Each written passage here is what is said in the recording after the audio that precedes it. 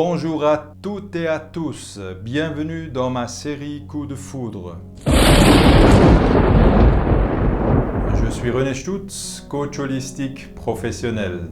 C'est la troisième fois que nous nous rencontrons et je vous remercie déjà d'avoir suivi jusque-là. Nous allons continuer notre thème numéro 3 qui va se concentrer sur la guérison des blessures profondes. Vous vous rappelez de la première série avec les états intérieurs où nous avons 3 états, parents, adultes, enfants au fond de nous. Et chacun peut parler en tant que parent à l'enfant de l'autre. Et suivant comment cet enfant de l'autre est blessé, il y a des conflits qui s'activent. Et c'est ça qui nous intéresse. Et c'est pour ça que nous sommes concernés autant en tant que couple que parents avec nos enfants. Et vous avez aussi vu la solution ou le chemin vers un éclairage de ces problèmes, c'est la conscience qui s'élargit. Et nous allons encore parler en abondance. Et maintenant, nous allons approcher le thème d'une manière très structurée. Lise Bourbeau, une psychologue canadienne qui a beaucoup d'expérience dans ce domaine. Et elle a écrit des livres sur les 5 blessures de l'âme. Et j'aimerais bien vous les exposer en relation avec ce que nous avons vu dans la dernière vidéo.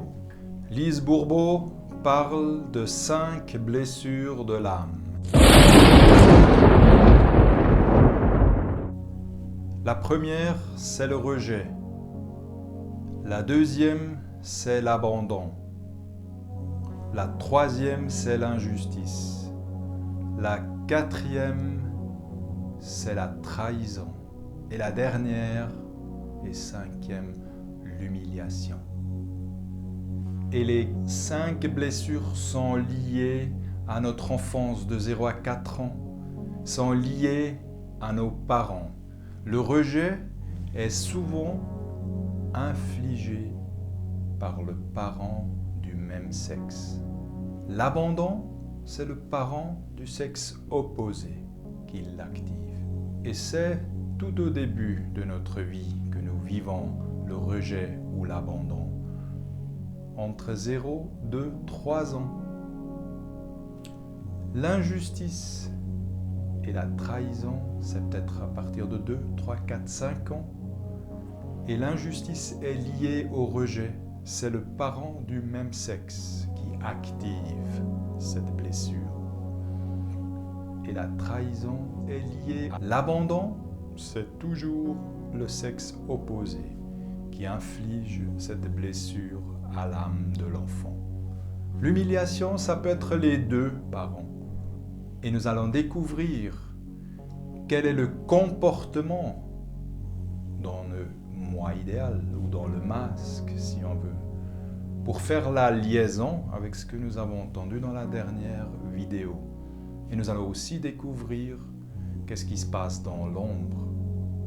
Et une fois bien défini ce tableau, nous allons aussi voir quel est le potentiel à découvrir si nous arrivons à mettre en lumière ces choses pour qu'il y ait guérison, pour qu'il y ait amélioration, changement de comportement, désensibilisation de la blessure. Que se passe-t-il dans le rejet, dans le masque? Cela produit un comportement fuyant. Fuyant ses propres problèmes comme fuyant les autres. Pour l'abandon, ça génère un comportement dépendant. La personne va trouver après dans son réseau social plein de personnes dont il ne pourra s'en passer.